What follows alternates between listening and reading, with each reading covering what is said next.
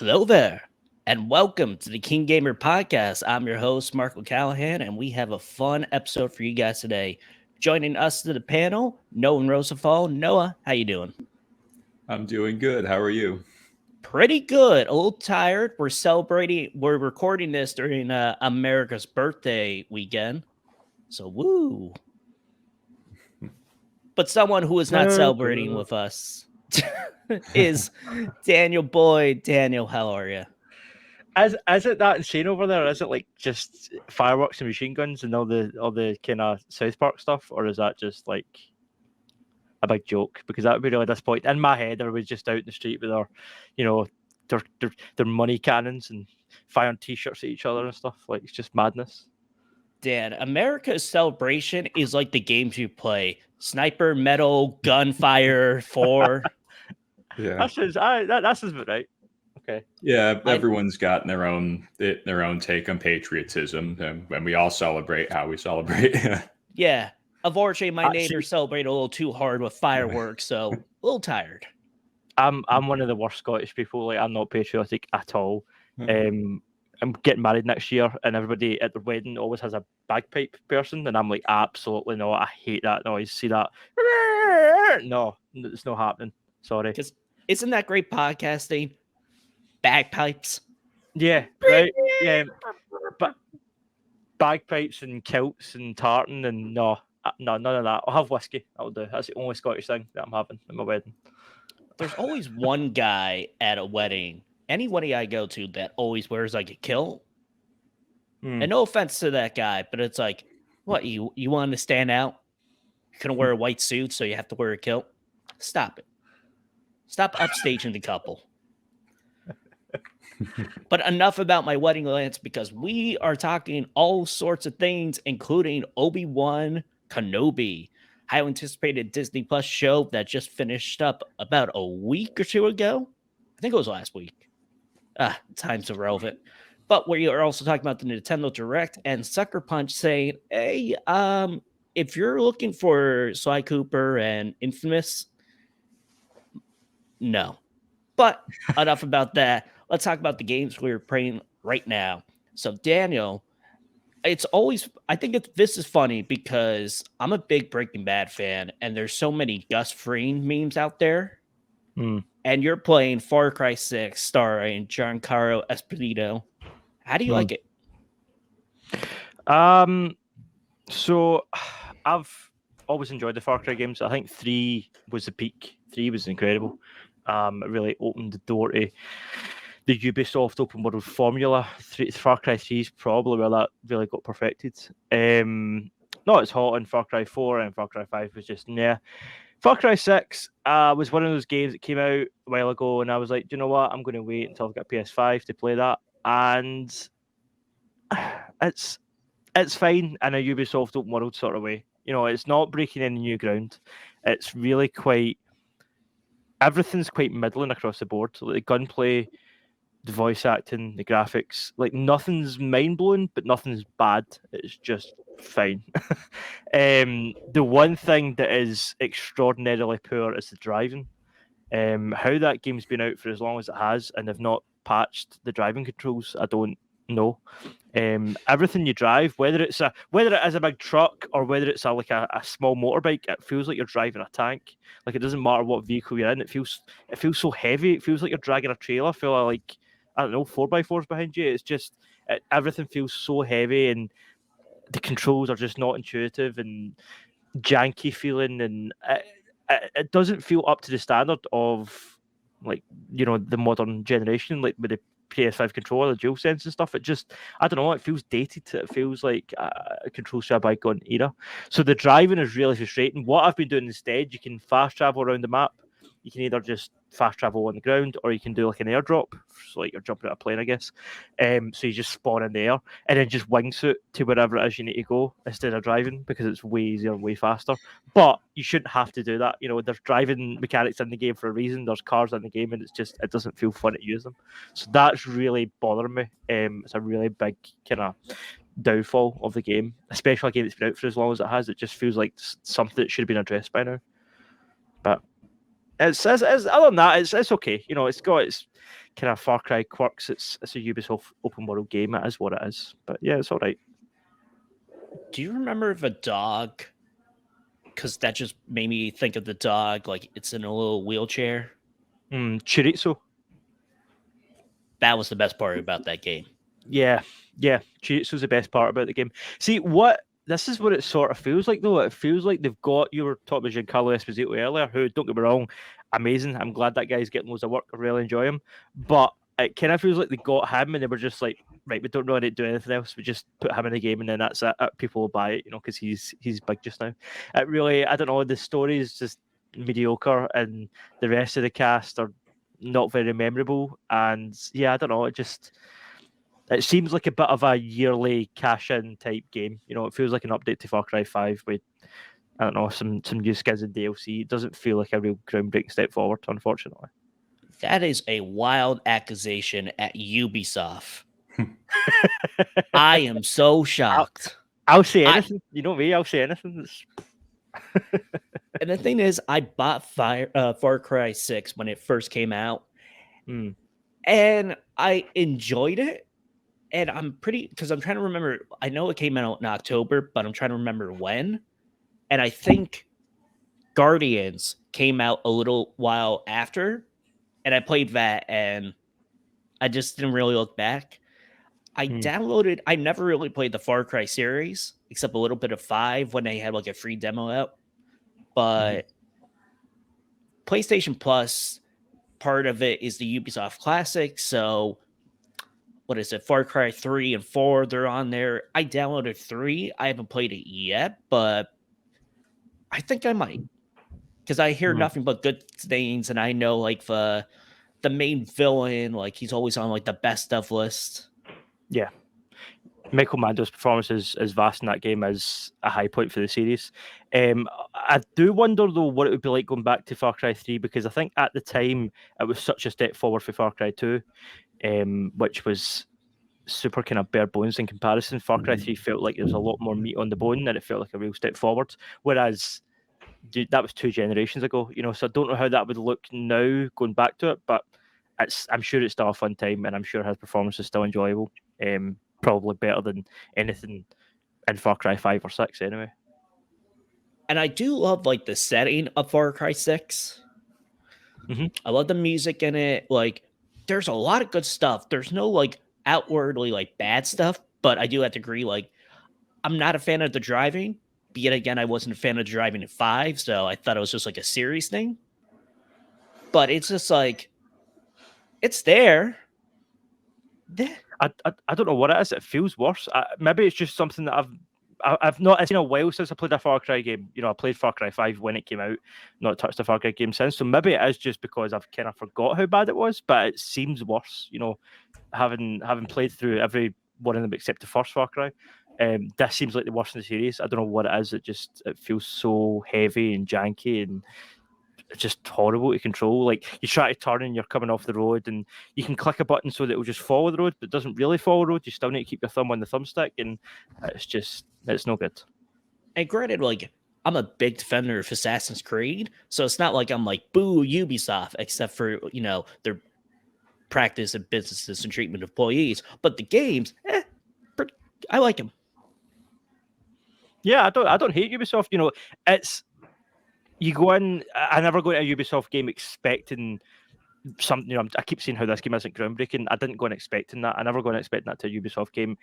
There's a formula at this point. You know, it's an open world checklist. That's really what a Ubisoft game is. All right, there's different mediums that deliver it. Like, it could be Watch Dogs, where it's like third person set in London. It might be, you know, set in a sort of Cuban island like Far Cry in first person. But at the end of the day, they're all the same game. You know, it's the same formula, just with different kind of skin and voice acting and stuff. So, but did you expect that with Far Cry 6, like, this would be the same, or did you expect something a little better? There was a wee naive part of me that thought this is the first Far Cry release for the new generation, so maybe it'll, at the very least, it'll be smooth and it'll be fun. And I'm struggling with both of those.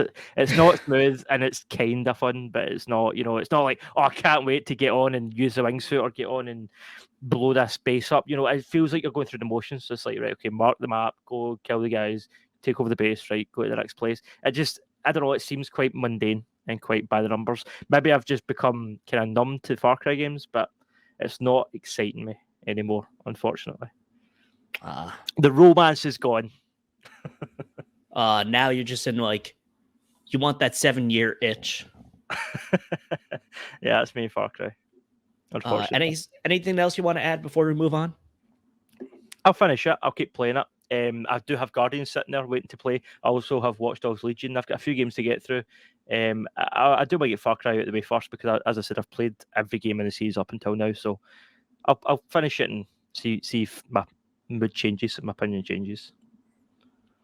All right, moving on. So, as I've been saying for the last couple podcasts, I have the new PlayStation Plus servers, tons of great games. I'll quickly mention Returnal. I beat the first boss. I'm so proud of myself. Be proud of me, guys. But yeah. And then I started playing Death Stranding. I know, Noah, you don't have a PlayStation, but Daniel, do you have you played Death Stranding? I have. What an interesting piece of entertainment that game is. What a strange medium to choose to make. Like the first thing after he does Metal Gear, you're a delivery boy. Like what? It's the most Kojima thing, imaginable. Talking about Death Stranding, I can't podcast about that because it's like, okay, the podcast talk, try to be clear, cohesive. Death Stranding is not clear and cohesive. Yeah, and I'm like super early, and as you mentioned, like I have no clue what to think about this. Someone described it somewhere. I can't remember who it was. It was back when the game came out. It's like, remember that little game Paperboy? It's like Paperboy on acid. Like that is basically what that game is. It is because I remember when the trailers came out, I was super hyped for it because I'm a massive Metal Gear fan. First thing Kojima, independently did away from Konami, and I can't wait to see what this is. Watched all the trailers and thought, right, there must be more to it. You can't just be moving packages from A to B. Like that must just be, what they're showing the trailers. No, that's the whole game. Like, yes, some weird shit happens around that, but that is the basis of the game. You are just moving stuff from A to B. And yeah, the way you do that slightly shifts as the game goes on, but for the most part, that is what you do for 20 hours. And that's mind-blowing to me. It's crazy. But I kind of liked it. Like, I kind of enjoyed it, even though it was just that. Like, I don't know what it was. Was it just satisfying? Was it... I don't know. I don't know what it was. It was strange experience. And all I've been hearing from other people is, okay, wait until like chapter 3. Then the game gets really good, which tells me this is not really good. Yeah, to be fair, I don't remember the game well enough to tell you if that's true, but that statement, when MD says that, people used to always say that to me about Final Fantasy. It's like, play it for the first 10 hours and then it gets good. Why play 10 hours of a game that's terrible? Like, no. I hate that, argument.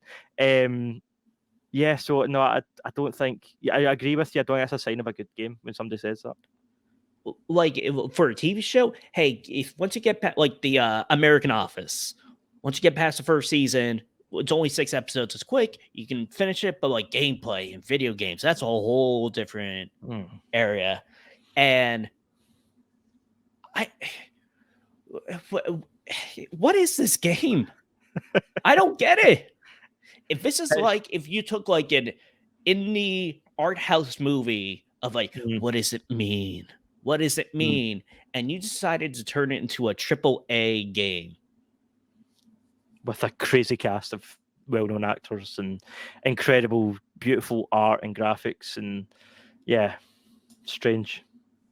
And what really threw me off guard, and where I had to pause and be like, wait a second, what? So Guillermo del Toro is in this game. Yep. Physical features. I thought he was playing like a character, like him, the actual person, but they just use like Kojima, because they're friends, they were going to do Silent Hills, but they just like scan the face. They'll use that, and it's another actor playing him. Yeah, different voice. Yeah. I don't know about how you guys feel, but that's just weird. Yeah, that's strange. Yeah, weird. It's Hideo. It's the most weird, insane, unthinkable Japanese thing you can imagine. But I don't know. I like the game. I like the cameos. I like the designs of the futuristic tech. I enjoyed the performances, even though I don't think Mads Mikkelsen or Norman Reedus knew what was happening. They were great in it. Yeah, I don't know. I think I liked it, but I don't really know enough to say. And even though I played it, but it's also the kind of game that I don't think I would ever go back and play again. You know, once you've done it once, it's like, right, that was strange. I don't know if I'm going to revisit that. Okay, let me explain this to Noah of how you die in the game. Like, let's say you fall off a cliff, which I did in the first 2 minutes.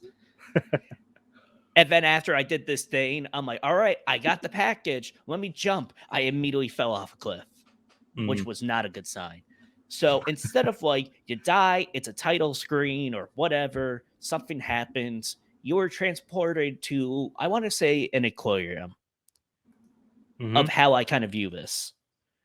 So it turns in the first person, and it's like, I forget what it's called in the game, but let's just say you're tethered. So you find this golden light, and then you see like basically like a mini action figure of you, Norman Reedus, and you swim to it, and then you swim up close to its face, and then the camera goes into its mouth all the way in, like it's a colonoscopy, basically. And all of a sudden, this baby is inside. And it looks at you with its strange, dead, uncanny video game eyes, and you're back to life.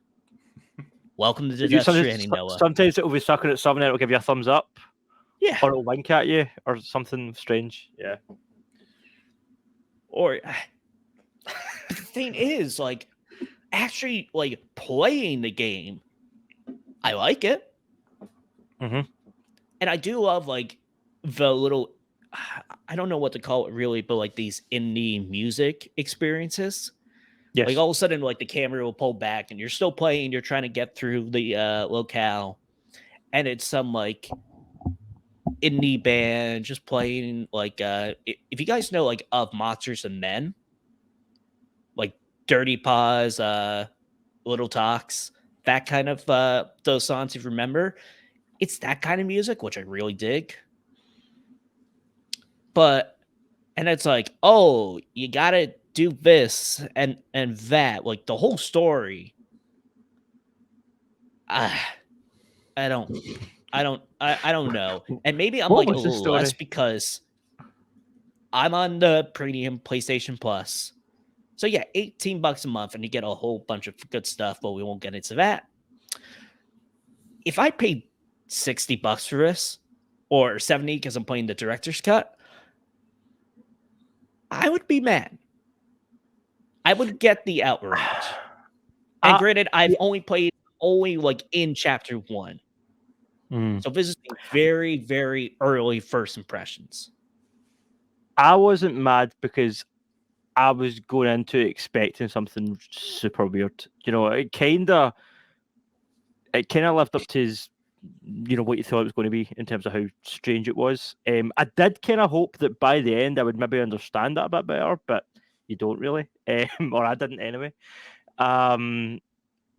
Yeah, I enjoyed it.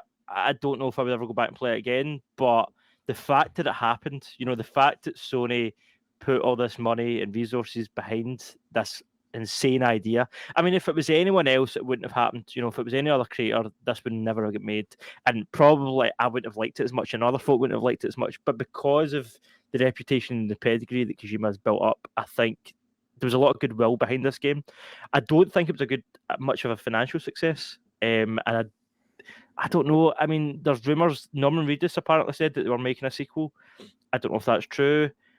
I would find it strange if they announced a sequel because I feel like this is such a unique experience that I feel like it was an experiment and move on. But we'll see. We'll see what happens. And granted, like I wasn't paying too much the advertisement at the time because I didn't really own a PlayStation. So it's like, oh, who cares? And I didn't even play Metal Gear Solid. Like, I love Kojima, the person, the character, the Twitter account, great Twitter account, follow him. But like the games, I have no opinion because I haven't played them. So this is like half blind. I know like delivering stuff, good until chapter 3, ladders, norm like the casts, and that's it. Have you got the vehicle yet? It's quite good when you get the vehicle. You can. It's interesting how that's really the progression of the game. Traversal becomes easier. Eventually, you get like a motorbike thing, and that makes it easier. And then you get a truck. You get something that you can like transport people and things. And then eventually, you can build these zip lines. So like you build all these zip lines between all the places you need to go, and then you literally just zip around on these, carrying all your cargo. And then you can like upgrade how much cargo you can carry on the zip line. And essentially, you can eventually fast travel on these zip lines. So really, that is like that's like the level system of the game. It's like you don't get stronger, you don't really get better guns, you don't really get more health. You might do those things, I don't remember, but that's not really the focus. It's like how you get around is kind of what this whole game's upgrade system is built around, which is a strange way to do it. I will say, actually, like the legitimate like thing I hate about this game, the text is so small.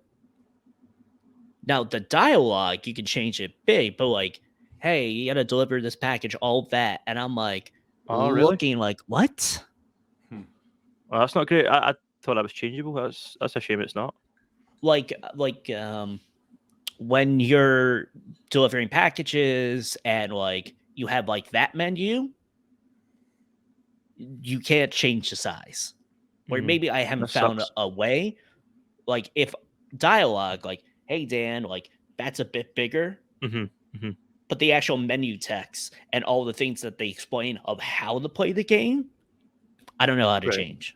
Or if you can even change. But that's Death Stranding, and it's weird. It's really weird. But you know what? I kind of respect it for being weird. Yeah, it's not... It's unabashedly weird. You know, it doesn't hide how strange it is. It knows it's a strange game. There's some cool moments in it, but overall, it's weird.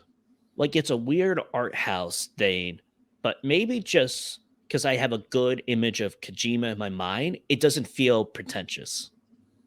I also have... I don't have it on my top shelf, but I've got the art book, and that is gorgeous. Like, the actual art and the design of the creatures and stuff, it's really clever and really interesting, but the way it's used is a bit odd, to say the least. Well, that is Death Stranding, and hopefully this game is a little less weird. Noah, you were talking about Pokemon White 2.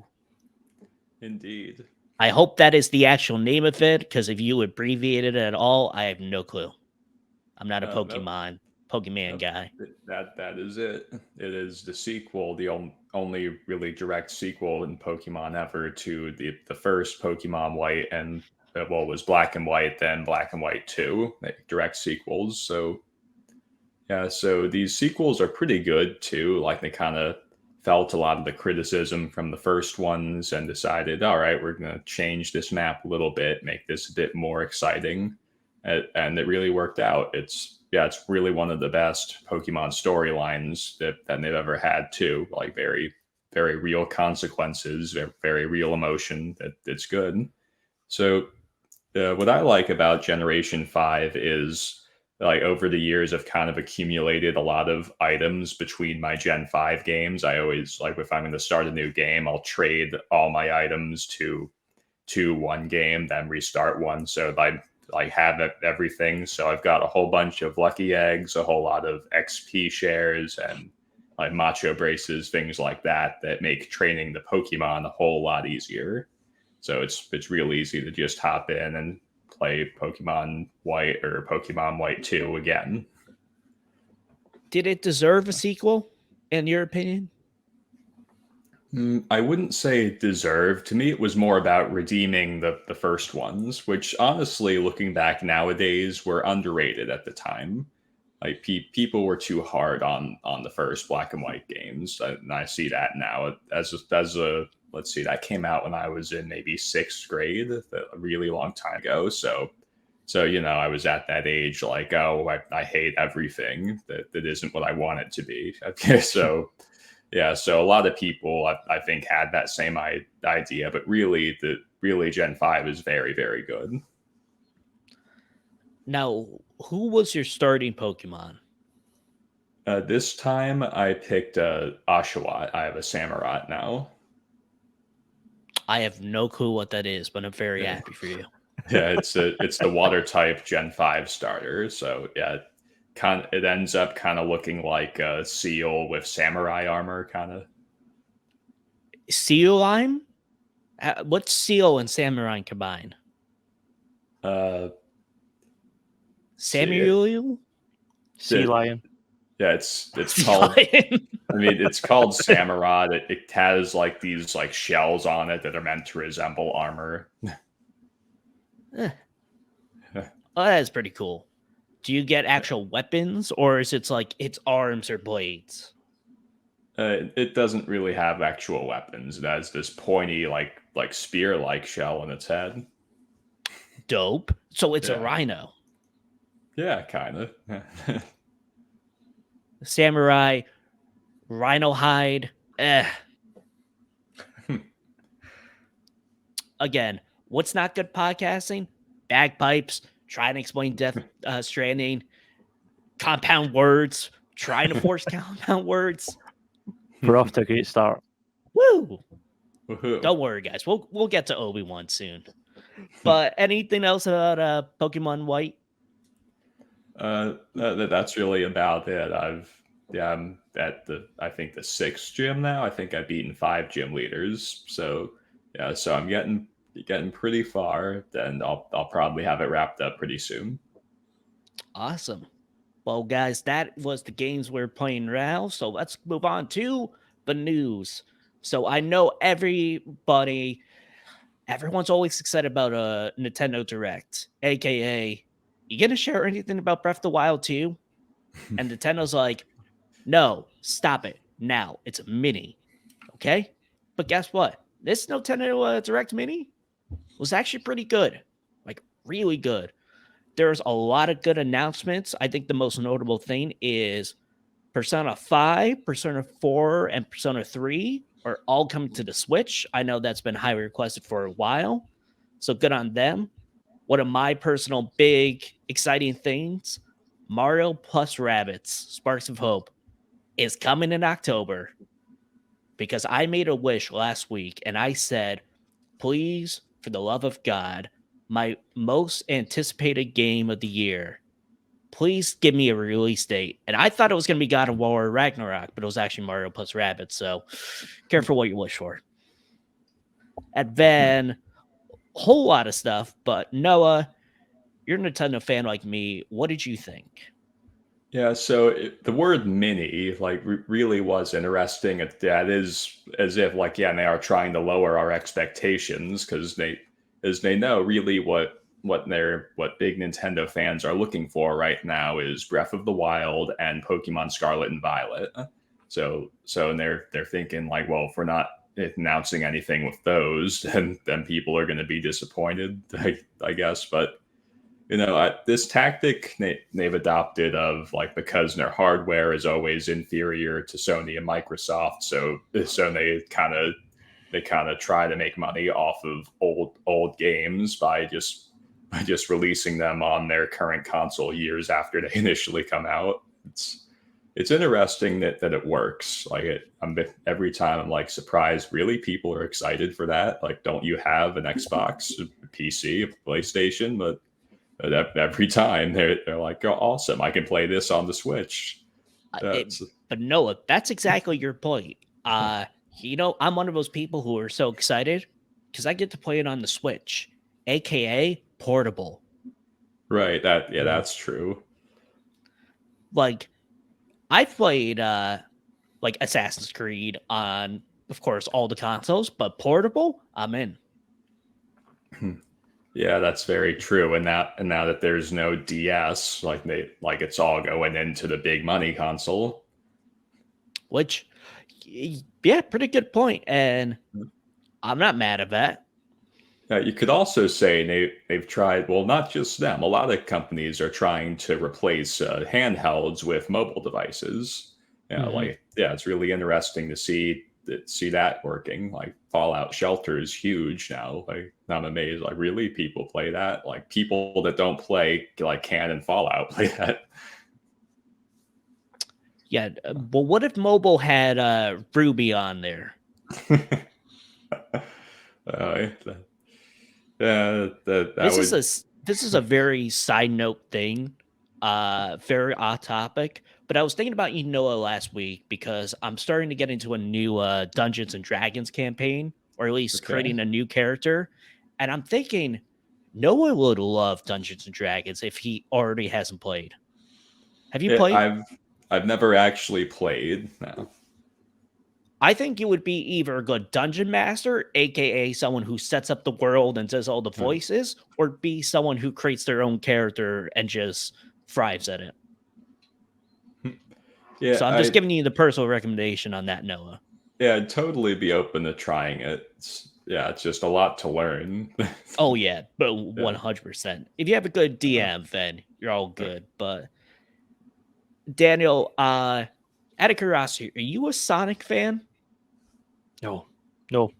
I'm a Crash boy. Crash is my boy. Nah, I've never been a big Sonic guy. I will update you when I play Crash 4 soon, because that's going to be free to PlayStation. Yeah, I've seen that's going to PS Plus. That's good. But Noah, was there anything that stood out to you in this direct? Well, to me, honestly, not really. Like I'm a big Pokemon guy. I guess, there was a Sonic and the Mario title, so that to me was like, all right, so this is the real news here. This is why people are listening. I think for me personally, Portal going on the Switch. Again, I've never played Portal, so having that opportunity, especially on the go, awesome. I think I mentioned Mario plus Rabbids. I really thought it was going to get delayed to 2023. Because not this E3. Well, okay, there was no E3, but last year we got something and they said, okay, bye. We'll never talk about it again. I'm like, where did it go? Or did they talk about it in the Nintendo Direct in February? Yeah. It's been a bit. And then Persona 5, I'm not that excited because it's free on PlayStation. But yet again, I feel like I would like playing that more in the Switch. Have you guys played Nier Automata? No. So I would highly recommend that. I seen that was the only announcement for this thing that caught my eye. I loved Nier Automata when it came out in 2017, I think it was. I didn't expect to be honest. The first Nier game, I played it and I was like, yeah. And then this one came out and I was like, well, this looks super anime, and I'm not an anime guy. And I really enjoyed this. Nier Automata, the gameplay, the music, the story, even though it was, I don't know, it was a bit strange, a bit, what's the word? Metaphorical, but well told, well acted, well written, and just a lot of fun. So yeah, I would if you guys are Switch guys and you've not played Nier Automata, I would recommend grabbing that because I think this is also the Game of the Year edition. I'll put that on my list. And then one last thing, Block, or is it Blank? I don't know, but it's this adorable little indie game. It's like basically it's the Fox and the Hound. If you ever saw that Disney movie, but man, it looks breathtaking. It's like the sketchbook, no text to it. Like, if you haven't seen it, just watch a little bit of it on YouTube. You'll cry. I cried. Moving on. So, Sucker Punch, the studio that has brought us Sly Cooper, the Infamous series, and Ghost of Tsushima, came out with an announcement that they said, chill. You're not getting Sly Cooper and Infamous. And they said basically, like, hey, we'll never say never to reopen these doors down the road, but no. So I don't know if any of you guys played either or series, but Daniel, what's your thoughts on this news? So, Infamous is a series that I'm a fan of, and it's been a while. That last game came out at the launch of the PS4. Not my favorite Infamous game. To be honest with you, I think my favorite Infamous game was the Series Story DLC, Last Light. Is that what it was called? That was hella fun. Really, really enjoyed that. Second Son was fine, and I liked Infamous the original back on PS3, and Infamous 2 was okay. In terms of the Sly Cooper thing, I sort of feel like it's like asking Naughty Dog to go back and make Crash. Like they've came a long way since then. They've advanced since then. They're telling more complex stories. To ask them to revert to something that's quite childish and quite rudimentary in comparison feels like a step backwards. And that feels like a bit of a waste. The same thing happened before the Insane trilogy got announced. The same thing happened at Naughty Dog. People were demanding, well, not demanding, but saying that they should go back and redo Crash, remake Crash, and whatever. Obviously, it got remade eventually by Vicarious Visions, but the idea of Naughty Dog, making The Last of Us and then going back and remastering Crash Bandicoot, like, it just doesn't make sense. It doesn't add up. Don't get me wrong, Insomniac are doing a great job of doing the Ratchet series while they're doing, their more kind of advanced series like Spider-Man and stuff. Well, Ratchet's became bloody multiverse, so I suppose that's pretty advanced. But yeah, I don't know. I just feel that these mascot games, it's nice that they gave the companies their start, and I know that there's a lot of nostalgia for it, but I don't really want to see a AAA developer go back and just make a mascot platformer when they could be giving us Ghost of Tsushima 2. Personally, I would much rather see that. Same here. Noah, what's your thoughts? So, yeah, I think you're right on the money there, Dan, where people play these games for nostalgia, really like these, like you said, mascot platformers that's like GameCube era, PlayStation 2, Xbox, maybe original Xbox even, or 360. So, yeah, with those, because there's such nostalgia for them, like I think a lot of people want to play them as they are. You know what I mean? If you're asking for a remaster, like who'd really be down for that? Yeah. Like I'm not sure. Would I pay $60 to $70 for Attack remaster? No. I'm going to take out my Wii or my GameCube, put the discs in there, and play them as they are. With that said, though, I think that's why PlayStation have got studios like Bluepoint up their sleeve. That if the demand is there for it, they can grab a studio like Bluepoint, or I would say Vicarious Visions, but they've now been consumed by Blizzard. But anyway, yeah, that's why these sort of studios exist, to give us things like that. Which at the end of the day, remasters and remakes, they do sell, whether you're behind them or not. People buy them. I feel like with the Infamous, I mean, there's so much potential with that series, but if I had to choose, I do want Ghost of Tsushima 2, then like an Infamous 3 or another spinoff like Second Son. But I feel like Sly Cooper, I've not played, but I feel like it has potential because the whole revitalization of the Clash series, and I know that's different people, but just in that same vein, and you also have the Ratchet and Clank series, because Rift Apart, big success with PlayStation 5, sold a lot. And I feel like Sly Cooper has the potential, but at least with like Crash, you had the Insane trilogy that brought people back. Then the Crash 4, and then the reboot / remake of Ratchet and Clank in 2016, then Rift Apart. I feel like a remaster, or in the same way of like the Spiral trilogy, I feel like if they were able to do a remaster of that and test the waters, that would be interesting. Instead of like, hey, we're making a brand new Sly Cooper game. I feel like if they were to do that, in my opinion, let's test the waters. Let's just remaster it and let's see what we got. Because how many of these games do get sequels kind of long after the first one and then they're a financial flop, like Mirror's Edge or that Beyond Good and Evil game that they're making that's been delayed a bunch of times? There's no way that's going to make its money back. I feel like some of these long dormant sequels, I would maybe just rather move on. Maybe that's easy to say when you're not a fan of these franchises. I get there's people that are passionate, but it just sometimes it seems like more trouble than it's worth to bring these things back.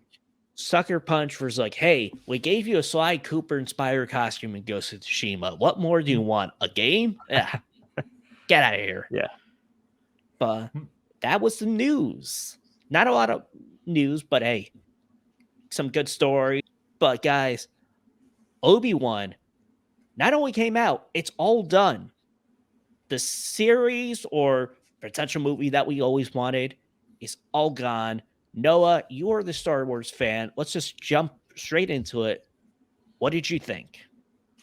So to sum up the series in a few words, I'd say it's the fourth prequel. That's really what it feels like watching it, looking at it as a critic. That's kind of what you end up with. It has, I'd say, it does the strengths of the prequels in some ways better, in some ways not really, and has the weaknesses of not the acting, but the writing. There's just these things you can always circle and say this doesn't really make sense. Like this filmmaking just doesn't really add up, and it doesn't have to be this way. It could have been written or presented differently. So seeing all those was kind of irritating to me. Like in my first video on the subject, I equated what's her name, Deborah Chow, to George Lucas, because like that's really my impression of this series. Like it feels like a Disney-fied George Lucas film. Yeah. But it did give me good things. Yeah. Is that a good thing or is that a bad thing? Well, it's both. Like Star Wars Theory in a video, he said something along the lines of like could parts of it have been better? Yes, but I'm a Star Wars fan. It like this changed the canon a little bit, but it gave me entertainment. It entertained me. So yeah, so to me, I'm like, yeah, like I'd rather have it than not have it. It gave me enough things that I liked seeing and wouldn't want to do without. That saying, yeah, like I liked Obi-Wan Kenobi. I liked this series. And let me just preface this. We are going full spoilers into this. Yeah. Obi-Wan lives at the end. Luke Skywalker lives. Big story. I actually didn't know. Did you see that meme right before the final episode? Like an actual website was like clickbaiting, like, is Luke Skywalker gonna die? Yeah. And if they killed off Luke Skywalker, Kathleen Kennedy would be a genius. I would have to give all my respect. I'm like, you know what? You did it.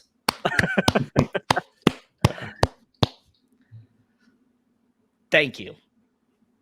And it's like, why are you plotting? It doesn't make sense. I'm like, yeah, I know it doesn't make sense, but I'm here for the chaos. Yeah. Daniel, what did you think of the whole show? So the show had its ups and downs, didn't it? It had a pretty strong start. It had a pretty strong finale and a few dips in the middle. I felt like the whole thing felt somewhat condensed. I didn't feel like 6 episodes was enough. I would have rather had 10, possibly 12. There were things that felt super skipped over. Like, I quite enjoyed the idea that Obi-Wan, something we didn't really consider before this show, the idea that Obi-Wan thinks that Anakin's dead. Obi-Wan thinks that Anakin's gone.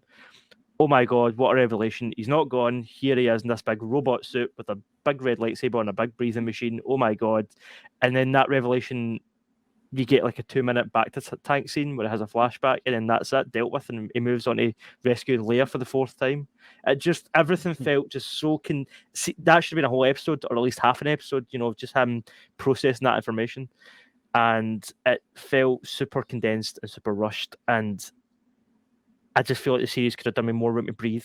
Either there's a part of me that's like, maybe they'll do a season 2 that could give it more room and make the first season better, because they'll explore things in the next season. But I feel they ended season 1 so well that the next time in my head that I want to see the two characters face is A New Hope. So it's like you're between a rock and a hard place. It's like, do we do more episodes and breathe more, give it a bit more room to expand the story, or do we just leave the ending as it is? It's kind of hard, but I enjoyed it overall. It was an easy win for Disney. I think people wanted a Kenobi series. Ewan McGregor was happy to come back for it. All the rest of the cast were ready to come back for it. It probably made them a lot of money in terms of subscriptions for Disney Plus, and it was kind of an open goal. They really had to have messed it up for it to be a total flop. It was going to be a success kind of financially, I think, whether it was a success critically or not. But critically, its biggest thing, I think, is justifying its own existence. Like, sure, people were asking for it, therefore that kind of justifies its existence.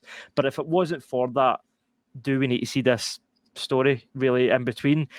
I do feel like we do as a Star Wars fan. Like, if I was going back rewatching all the movies, I would definitely watch at least the last episode between the two trilogies. But in the grand scheme of things, how needed was this to the Star Wars canon? Is it just Disney milking the cash cow again? Does it justify its existence? I think that's a big question. I enjoyed parts of it. I loved that end fight. There was real highlights in there, but I don't know. I'm mixed. But granted, did we really need the prequels? True. George Lucas did. He needed to. I believe he had to make those films. Whether we had to see them, it's a different question. But I feel like as a creator, he had to tell that story. So, okay. I would actually say that's maybe more justified. But I think it's also different because I know that LucasArts and in itself is a big company, but Disney's a different level. When it's coming from Disney, it feels a wee bit more disingenuous and a bit less creative focused. And I think that changes things from a fan perspective. That is a good point of like, George Lucas wanted to tell the stories of the prequels. Whether you agree if he did a great job or bad job, or he did a Deborah Chow job, we don't know. But Disney, of course, because they're Disney. They're one of the biggest companies of all time. Of course, they're like, yeah, let's make Obi-Wan for money and subscriptions. But fans are like, yeah, okay, that's what we want. Mm-hmm. But was it worth it? In my opinion, yeah. Like, did it add a lot? No. Like, if we never had the Obi-Wan show, yeah, we would have been fine. So I get, like, it didn't really justify its own existence, but did I enjoy it as a Star Wars fan? Yes. It feels like a nice bonus. It feels like a nice bonus, I think. We don't need it, but it's nice to have it. It's kind of like the dessert at the end of your meal. You're all full, but the waiter's like, would you like dessert? And it's like, you're trying to feel it out, like, do we really want dessert? And everyone's like, I can kind of go for that brownie. It's like, we'll get that brownie. And you know what? Yeah. We will get that cup of coffee, because I don't know why coffee's always around after dessert. But that's a whole nother rant for the Keen Foodie podcast that we'll never make. But let's go on to the specific points. So, of course, let's just stay it out of the gate. Ewan McGregor killed it. Yeah, didn't miss a beat. Did you feel like he kind of lost a step, Noah, or was it like even better? I'd say even better. And the only thing that I'd say isn't really about him either. Is that there are times where I think he should be like sweaty a little bit where he isn't. But that's not really with him. That's hair and makeup right there. I mean, I wish it was sweaty, but it's in a whole different context that we can't talk about in this show. wet t-shirt Obi-Wan. Oh, hello there. Yes, blast me look. These are not the clothes you're looking for. But of course, Obi-Wan killed it, and I feel like this was such a big discussion at like when it first premiered. Because if anyone out there who doesn't remember or you're looking back in this, the first 2 episodes dropped on the same day, and for the next following 4 weeks, we got 3, 4, 5, 6. having Leia in the show was a big surprise. There was no marketing for her at all. Noah, did you think the inclusion of Leia worked, or was it a little too fan servicey? It was great, and one of the things that I'm very, very impressed by is I cannot believe that was not leaked. Cannot believe that somehow no one found a massive leak saying Alderaan's going to be a setting, Leia's going to be a huge piece of the plot, Jimmy Smits is going to play Bail Organa again. Like, yeah, I can't believe that was kept under wraps, and to me it worked very well. For the plot, like, to me, that plot was perfect. Going in, I was thinking, it's just not going to be believable for Obi-Wan to leave Tatooine. If he's leaving, then no one's ever going to think of this as part of their personal canon. But that's the perfect reason for him to leave. Like it's about protecting the important children. So the obvious reason for him to do that is there's something wrong with Leia, with the daughter. So I was like, yes, watching that in the first episode, I'm like, that, yes, this is the perfect plot. I cannot believe that somehow Disney writers got this right, but they did. And I can't believe I didn't see it coming. So yeah, I think, yeah. And what's her, Vivian Lyra Blair, that's her name, right? Yeah. Yep. She was excellent. For that role, like the young Princess Leia, she really was very, very good. Especially, like, we always judge kid actors on a very different scale, because if you're like passable, it's like, oh my god, you were great. But I thought she was like fantastic, and especially like, that's not like just a young Princess Leia, that's a young Carrie Fisher. Yeah, especially with this the sass and the quickness and the wit. I thought it was really well done. Yeah, she captures that energy really well. Mm-hmm. Like, I forget that one line. It's in the first episode. Like, their cousin's a bully, and really the paraphrase, it's like, it was something about manners, and just the way she delivered that line was like, oh my god, that's Carrie Fisher. Yeah, it was great. The only thing I struggled with was when Flea from the Red Hot Chili Peppers for some reason showed up and was trying to capture her in the forest, and she was like running between their arms. I didn't enjoy that too much. And it felt like every second episode she was getting captured and rescued. And the fact that when it happened once, I was like, okay, there's still a chance that Leia could kind of forget she had this relationship with Obi-Wan. When it happens for a fourth time, you're like, right, okay, when Leia, 10 years later, at this point, he's Uncle Obi-Wan. He's not General Kenobi. He's like an uncle to her now. Like, how can you not remember this guy? You saved my father in the Clone Wars. No, you rescued me 4 times on a spaceship 10 years ago. Like, that bothered me slightly. Did she want to admit that? She was going to be like, Obi-Wan, remember when you rescued me 4 times in the span of a week? Can he do that again? I think she was trying to protect a little modesty, a little headcanon for you. Well, I guess she maybe learned from her dad, Bail Organa, because he left a holotape lying around that gave away the location of where they were going, or what was it? He gave away something anyway. So maybe he actually said to her, listen, see if you ever leave these things lying about, don't put anything too detailed on it, just in case. No one wants your dirty little secrets on the hologram. But I felt like she was really good, but I feel like the standout character besides Obi-Wan was, I want to get like the official name right here. I almost said Reva. It is Reva, right? Yes, Reva. Played by Moses Ingram. Oh my god. I loved her. She was terrifying, a little sympathetic at some point, and every time she was on screen, it was like, I'm in. Daniel, did you have the same feelings, or what was your thoughts on her? I enjoyed Moses Ingram. I thought she'd done a good job.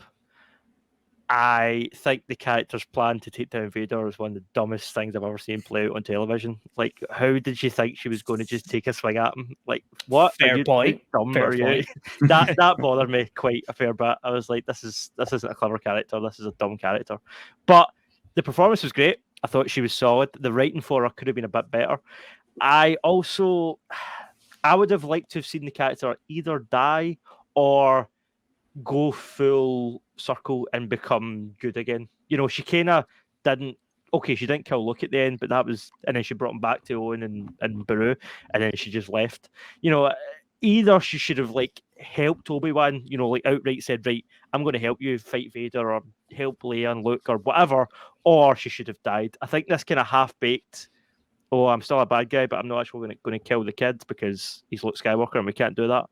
It just felt a bit half-baked. I would have liked to have seen her commit to either, you know, she was a youngling, so she was a quote-unquote good guy, and then she became a Sith, quote-unquote bad guy. It'd be nice to see her coming back to the light side again, or I thought, you know, when Vader walked towards her in the second to last episode with the two lightsabers, I thought she was going to get Count Dooku'd. I thought he was going to do the guillotine thing where he crossed him over and took her head off. That would have been way more satisfying to me and tragic, but they did what they did. It felt a bit, it fizzled out a bit, I feel, her story arc at the end. I think the only reason they did that to end it, to like very open book, because I feel like we're getting a spin-off show. Probably it's Disney. Oh yeah.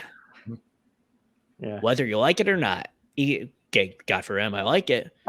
Noah, would you be interested in a spin-off show? So yeah, I'll get into that. First, I'll say, yeah, I did like Moses Ingram in the role.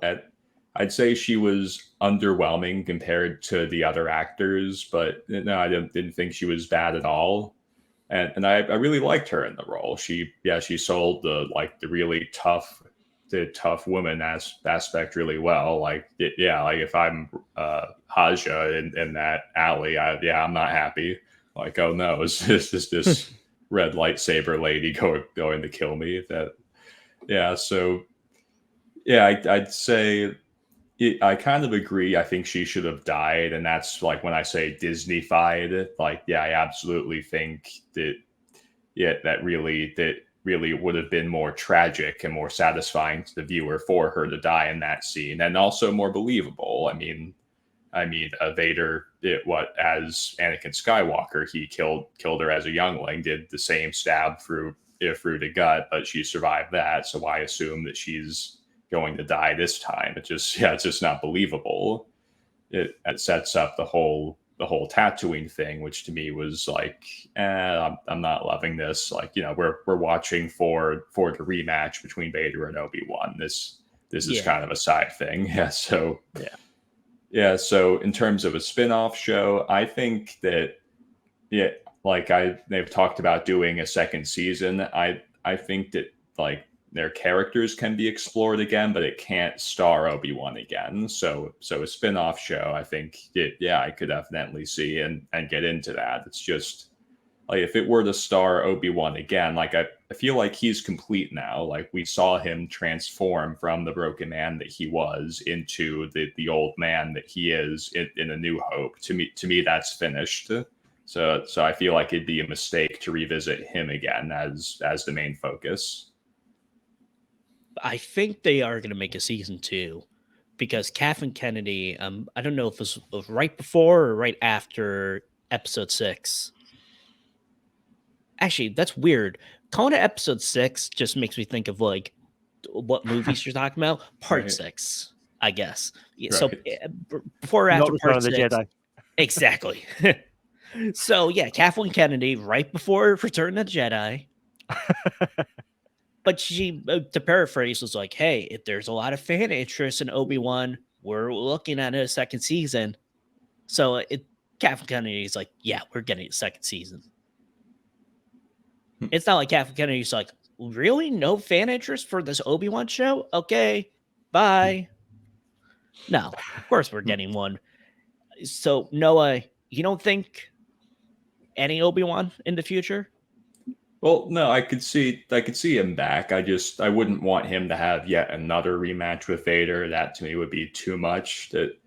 I fear that what they'd want to do is they'd want to bring Ray Park back as Darth Maul and do a Maul Obi-Wan rematch, but they've already changed the canon between him and Vader. Like in Rebels, like Maul has this shocking moment where he's like, "Oh my God, my arch enemy is still alive." I feel like I wouldn't ruin that.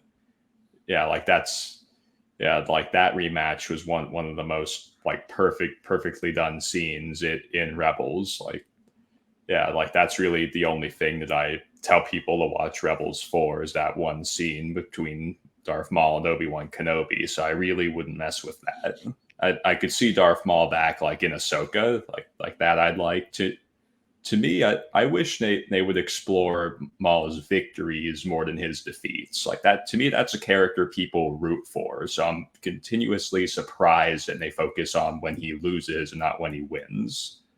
So yeah, like if I were ever writing Star Wars, I'd do a Darth Maul movie that takes place during his rule of Mandalore, and Count Dooku challenges him for the throne the same way Maul challenged Pre Vizsla and loses. That's the movie I'd want to do if I was ever a Star Wars writer. So, what was the initial question? Sorry. How are you doing today? I don't know where you got into all this, but no, it's not if you would like to see Obi-Wan season 2. Actually, yeah. You basically said, like, listen, it's complete. We don't need to see more Obi-Wan. If anyone, it's a Darth Maul. I'll give you a B story for Obi-Wan. Like, let's say that they did a show called Reva. That's really essentially a sequel, but this time not starring Obi-Wan. So the storyline that I would be okay with in seeing Obi-Wan again is something with the Hutts, like revisiting Jabba the Hutt. That's something I think the fans would go for, and it could be a nice storyline with him and the Lars family, like Jabba the Hutt's raising taxes on moisture farms, and it puts them like in trouble kind of. So he needs Obi-Wan to help him out. That I could see. Dan, what about you? A, would you like to see it Obi-Wan season 2, and then B, what would you like to see in that season 2? So I would have preferred if they just did a limited series and made it a bit longer. However, they didn't do that. Like I said, I don't really know if I want to see a season 2, because it feels like a catch-22. It's like either you give up that phenomenal finale that we saw and kind of left things just nicely between those two characters, or give the series more explore. But if we do see a season 2, I don't know. I feel like it's been said that Obi-Wan season 1 feels like 2 shows. It feels like a show about Inquisitors and a show about Obi-Wan separately. I did expect more of a focus on Obi-Wan. I did wonder how, as Noah said, I wondered how they were going to just how do you make 6 episodes of a show interesting when it's just a guy in the desert watching a kid? How does that become exciting? So I get why they brought all these other elements in. There was also elements, I think, in the show that referred to other stuff that was going on at the time, like Fallen Order and things. There was some kind of loose references to that and other mediums. But I don't know. I don't know if I want to see another season. I would take it. If they made it, I'd certainly watch it. I would absolutely think as well. It feels like, to me, it feels like a bit of a waste. You've brought all these brilliant actors back that have committed their time, and they've been around since obviously the prequels. You've got Ewan McGregor, you've got Jimmy Smith, you've got Joe Edgerton, you've got this phenomenal cast, Hayden Christensen, etc. These 6 episodes to me doesn't feel maybe worthwhile bringing all them back. It feels like you've brought all this amazing cast back. You've got them all in the costumes. It feels great. Do more with it. Keep that going. You've got a momentum now. You've got these people back in the loop and passionate. You've got fans wanting to see Hayden as Darth Vader again. You've got all this kind of goodwill towards it. It seems a shame to just let it go.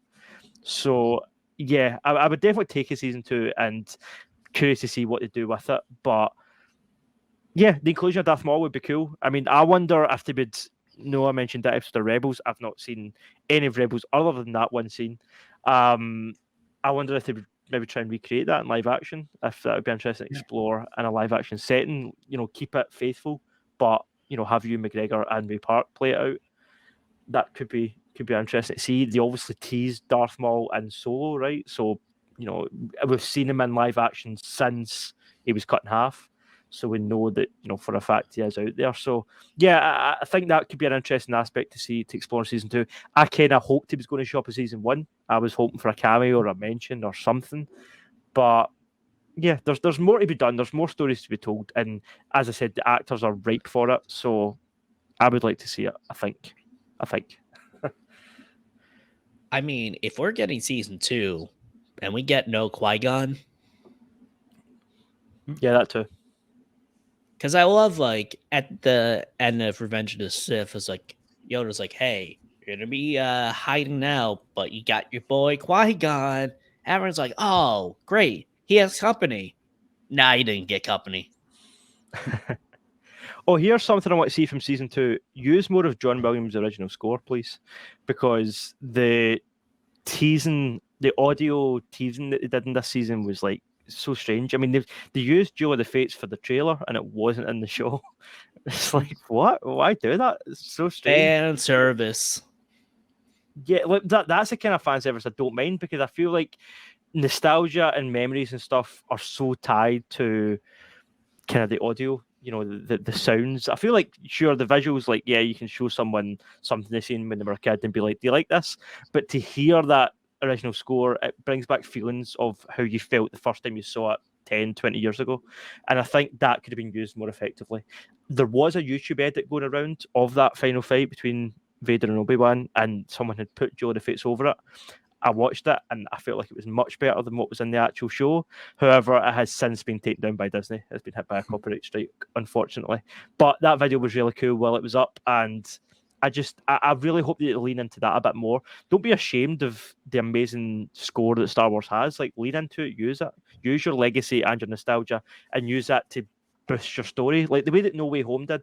No Way Home, when that came out in December last year, that used elements from, I mean, no one liked the Amazing Spider-Man films, but it still took elements from those movies, like the scores, etc., and blended them with Toby's and Tom's score, to bring that kind of nice communal sense of, like, nostalgia.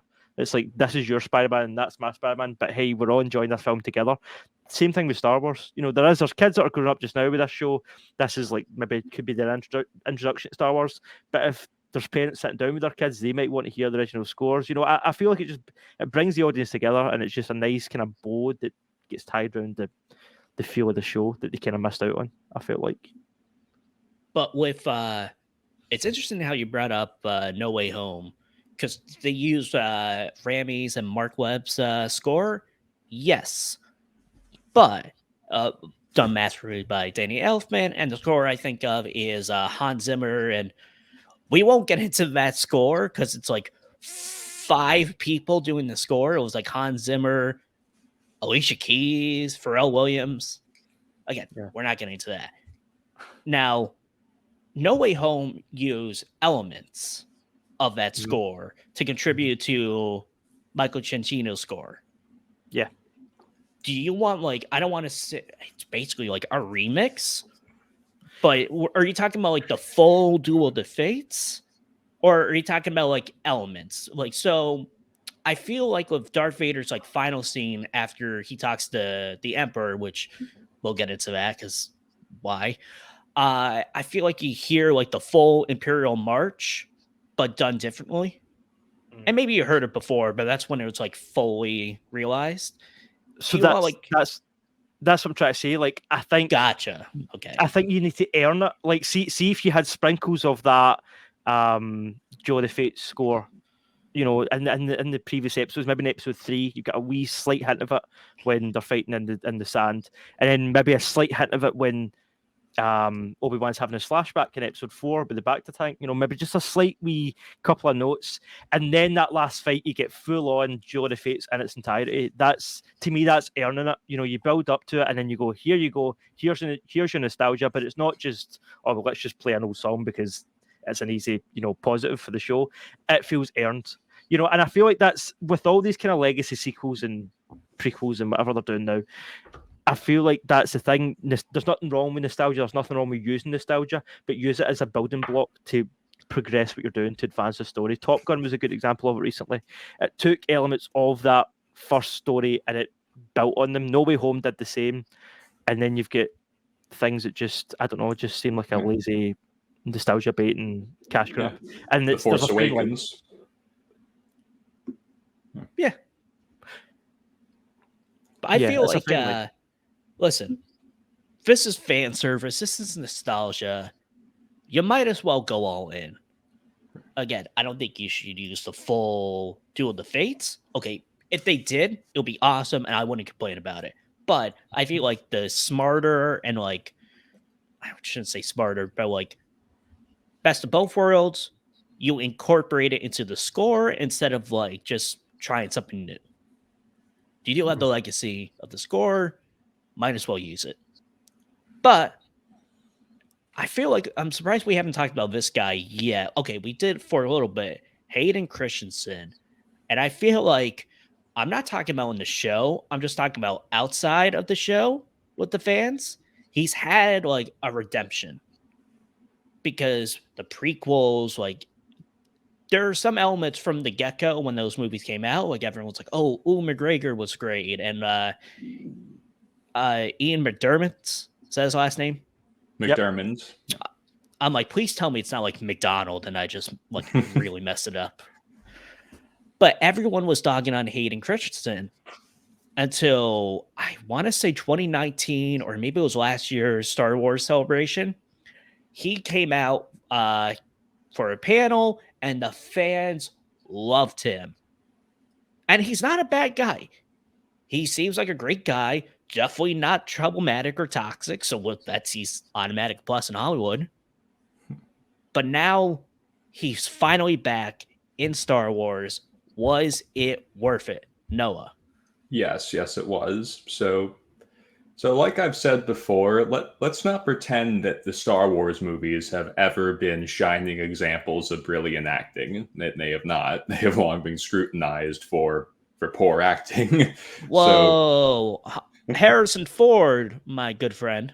Correct. Harrison Ford is an exception. There's a Family Guy joke that in their Star Wars spoof where the Peter was the Han Solo, where he says, "I'm the only guy that's career wasn't destroyed by this movie." Yeah, you want to have a career after this. Yeah.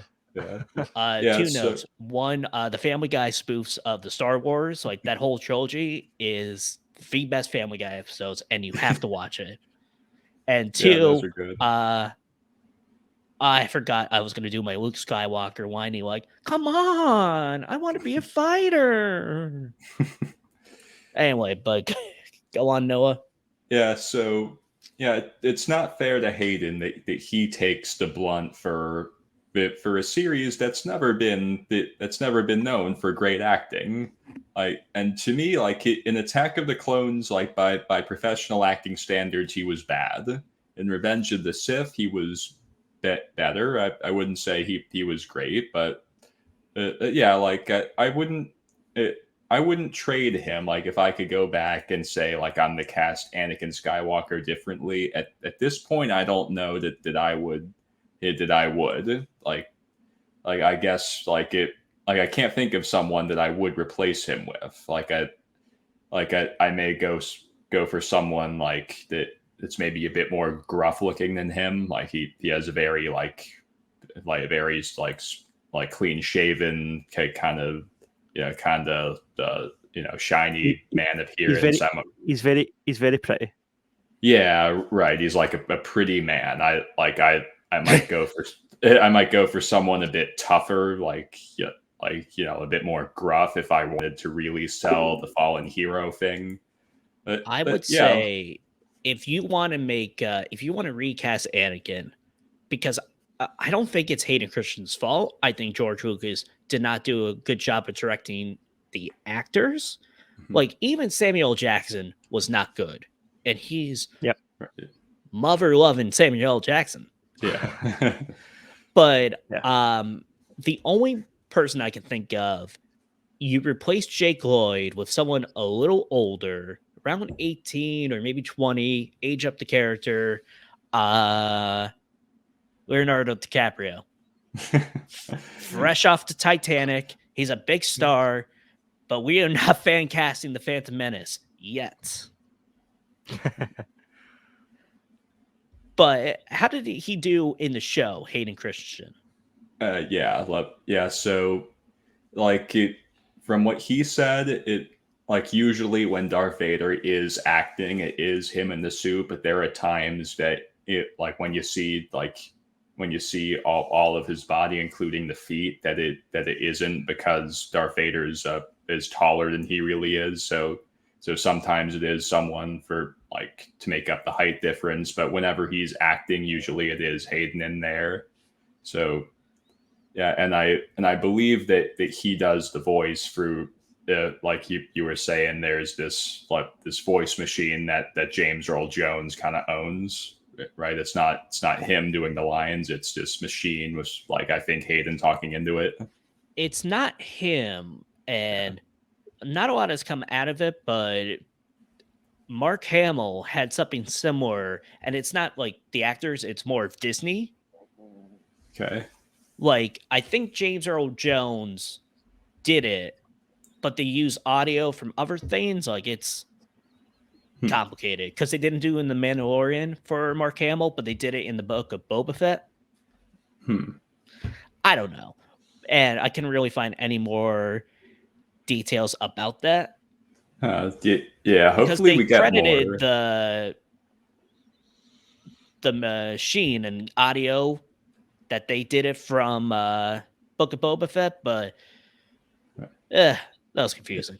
Yeah, hopefully we get more details about that, so we have some idea who to credit there. So, but when you do know that it is Hayden, like mask off, like that, that scene at the end, the finale with the mask torn, the little grin, that was really good. And the training duel, like, despite the de-aging really not being convincing at all, like, he was very good. One thing that's commonly overlooked about him is he is very, very good with a lightsaber. Like that, those are not always stunt doubles there, folks. I know that McGregor and him trained for multiple months to do the Mustafar duel. Like, they're both very good with those lightsabers. Yeah, so yeah, his swordsmanship was great. His acting, it's not really a difficult scene, but yeah, he sold it pretty well. Like when he was beaten, yeah, he absolutely sold, like, I'm disappointed in myself, but I don't want to let on, like, how disappointed in myself I really am. That, like, slightly sad look. Yeah, he sold that perfectly. Okay, so I just brought it up. So the device that Disney has is a respeecher. A respeecher. Yes. So it's like deepfakes, but for voices, right? Exactly. That's honestly what it is. Like, someone did, like, a whole deepfake voice of Richard Nixon. I just Googled this. The Apollo, like, the speech he would have give if Apollo 11 ended in tragedy. All right. Well, it was a startup thing, and then, like, when they first initially, like, came up with the respeecher voice. So what I'm guessing is James Earl Jones recorded the voice. Like, he did the lines, but some of the lines that fell off, because granted, he's 91, and I'm so surprised he's doing this. Yeah. Like, they probably came in with the audio. So if it's like a straight line and there's a couple bumps down, they probably just smoothed it out so it's all a straight line, if that makes any sense. How much we know about, like, how much the respeecher was used, no clue, but that's what they did. You get a respeecher for me when I'm not on the podcast. You could have things in my voice. What'd you play? I played I played Fallout 4. Thanks, Noah. Anything Yeah. else? I'm all good. Todd Howard.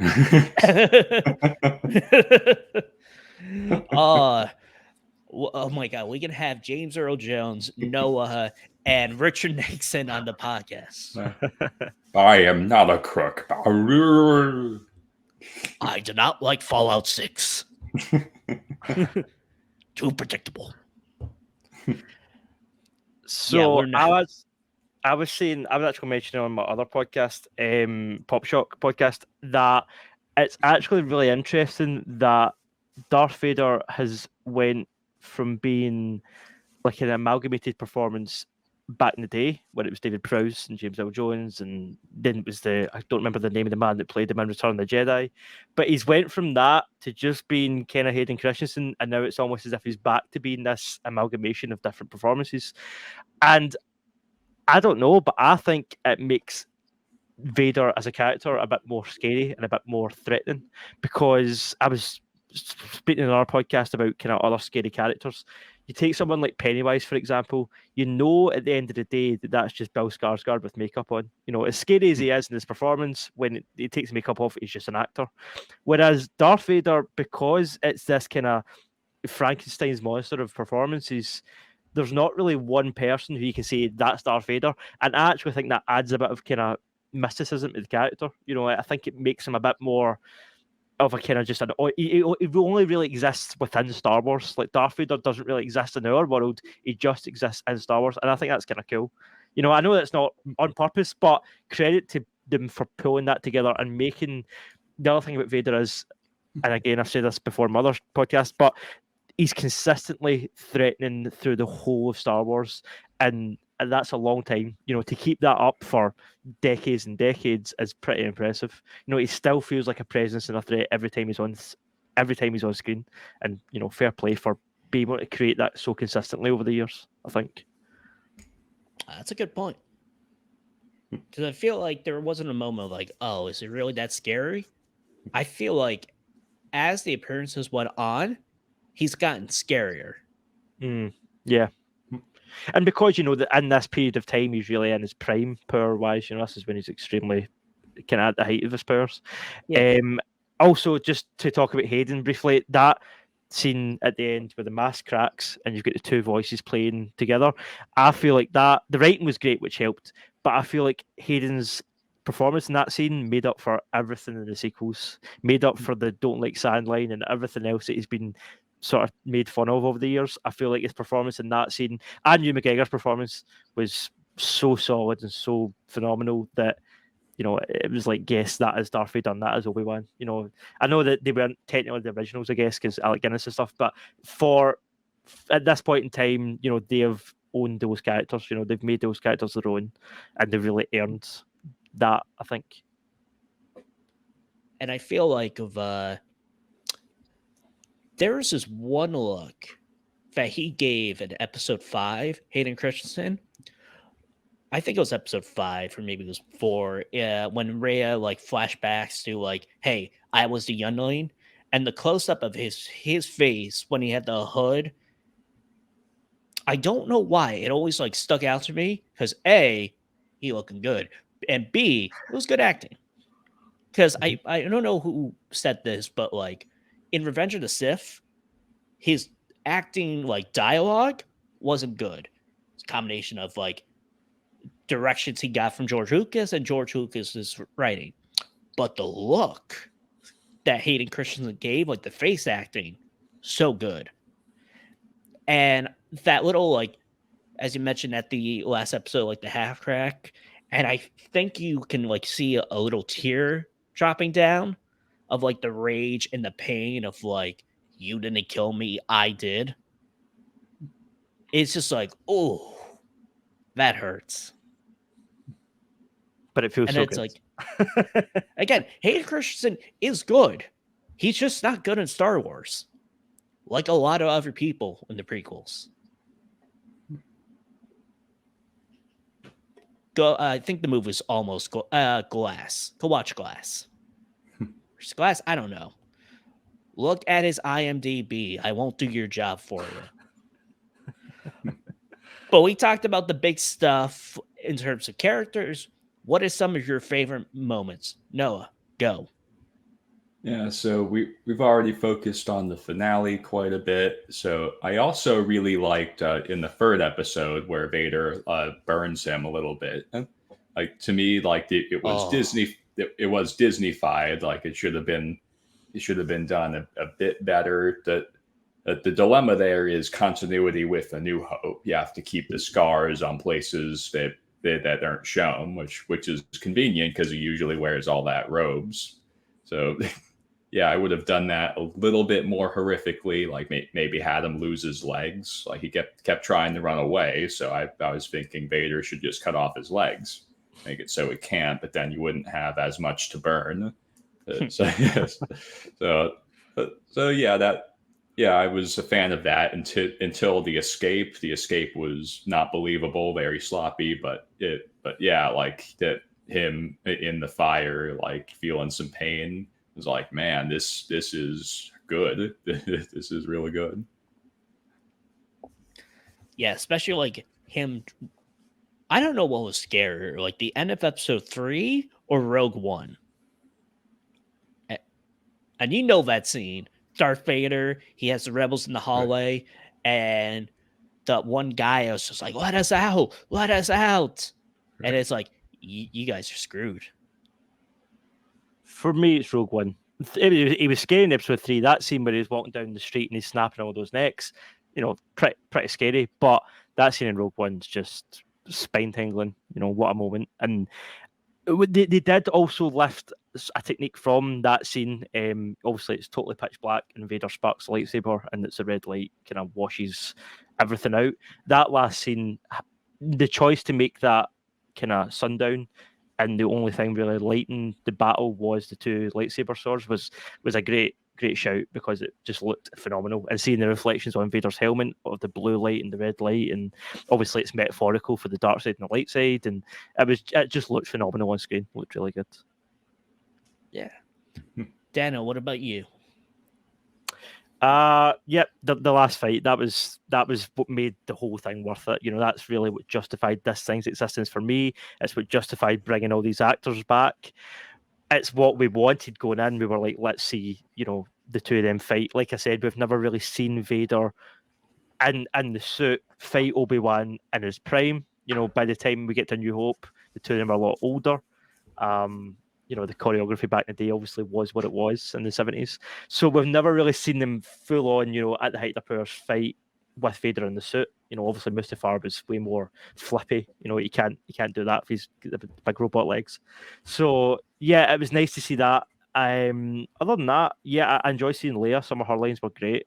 The way that when Obi-Wan said to her at some point, if anyone asks, tell them that I'm your father, and she's like, more like my grandfather. Just small lines like that cracked me up and kind of kept me going and won me round, because sometimes, like we were saying earlier about kid actors, sometimes when you see a child come into something and it's starting to feel a bit fetch questy, I'm like, oh, they better not be annoying. But no, she was charming and she was great, and I really enjoyed her. So it wasn't like a burden to include a child actor. It enhanced the show, so that was nice. And it was nice seeing some of the different settings. It was cool seeing the Inquisitors, in live action. I don't really mind the design changes that they made with the head size and stuff. That didn't bother me too much. I also enjoyed Rupert Friend in that role. He was super hammered up playing the Panto villain, but he was good, and also unrecognizable, like from Homeland and stuff. He looked totally different. But yeah, it was fun. It had great moments, some really good visuals. Again, that scene, I can't remember what the place is called, but wherever they first meet Kumail Nanjiani's character, that city when it's raining with the kind of neon lights, it just had a really nice aesthetic. It looks great on screen. I love the scene you mentioned, Haja, when him and Obi-Wan are first talking, and Obi-Wan's kind of playing like, oh my god, a Jedi. And he's like, I'm trying to use all my power. I need money. Paraphrasing the scene. But I thought it was just great. Those two actors really bouncing off each other. I feel like a little underreported, like Obi-Wan had like a nice wit in the prequel series. Like maybe it was him and Anakin, or like it was the Attack of the Clones. It was the what was the drug, like the cigarettes, like it was like death sticks. Death sticks. Yeah. It's like, you don't want these death sticks. You want to rethink your life. This kind of reminded me of that, except played longer because it's TV. But I thought that was really good. And then like the parkouring at the end of episode 2 with Reva, awesome. Well, yeah, I always messed it up. Other than that, I love the truck driver in episode 3. That's Zach Braff. That caught me off guard. Yeah. And I feel like that is the most realistic interpretation of the Empire I've seen. Someone who just casually accepts, like, oh, well, hey, they got to do what's best. And someone who just buys into it. Because you think, like, oh my God, this voice is so pleasant. And he's like, yeah, all hail the Empire. And it's like, ugh. Not to get too political, but I did wonder if there was a conscious comparison there with, these guys driving about in the desert with certain flags on the backs of their trucks. I was like, wonder if that's a wee satire of reality there in certain parts of certain countries. Not, we'll give a hint. It's not Dan's country, and it's our country. It's our country. I spoiled it. Yeah. But then it's like, then I just saw like the MAGA hats like afterwards of like make the galaxy great again, and it's like, and everyone's like, "Isn't that funny?" I'm like, "No, it's terrifying." It's funny for you because you don't live here. Yeah, you have to worry about like getting a golf course getting put in, Dan. Kilt laws. Yeah. Kilt laws. Bagpipe curfews. Bagpipes. You got to drown out with whiskey. What do we have? Worse. Yeah. Is Nessie hungry this year? We don't have the Loch Ness Monster. We don't have the Loch Ness Monster. We have Bigfoot. Do we have other monsters? Noah? What was that? Do we have Bigfoot? We have stories about Bigfoot. But it all originated here, right? I don't know. I'm not sure. No, yeah, you have brought you on as the Bigfoot expert. I was hyping you up this whole podcast. Well, I have pretty big feet. Hey now. Bigfoot confirmed. Any other great moments from the show? I think there would have been more if the score was used more effectively. That's my main that's very true. That's true, and I wish we got a lot more of John Williams' track for Obi-Wan, because he came out and he said, like, hey, I want to do an Obi-Wan theme because I didn't really get to do one. And Disney's like, okay, fine, you're really trusting our like here. But I'm like, oh, we didn't really get enough of that, in my opinion, but that's just me. But I thought the score was good. And I know it's the same composer who did Loki, and that one was amazing, but it was just good. Yeah. Other than that, all the fight scenes, Leia was good. I felt like it was a little disappointing, and I just want to get the actor's name just for compare. I don't know how to pronounce it. O'Shea Jackson. Yes, I almost called him Ice Cube's son. Well, I'm like, we would have known who you meant. Yeah, Maybe and I'm Ice like, Cube. all the hype, and I love the actor, and it's like he's in this minor role, and I'm like, from like the other canon, and it's like it's an original character we'll never explore again. And I'm like, oh, yeah, he done a good job, but he was somewhat underused. Yeah. Like I didn't know the character like it, but everyone's like, "Oh my god, they're gonna use this guy from the Clone Wars, and they're gonna bring him back with Obi-Wan." And I'm like, "Oh, cool, good for them." They didn't. Even though Obi-Wan mentioned the character in episode 3, Yep. Quinlan Voss, yeah. everyone was like, hey, he's going to be Quinlan Voss. And I'm like, oh, cool. I'll just be hyped up. It's like being at a sports game and you don't really care about the team, but everyone around you does. And you're like, yeah, Manchester. I'm trying to appease you, Dan. Do you like Manchester? Nah, they're an English team. So, yeah. Whoa. Scottish people don't like the English? What? Yeah, no comment.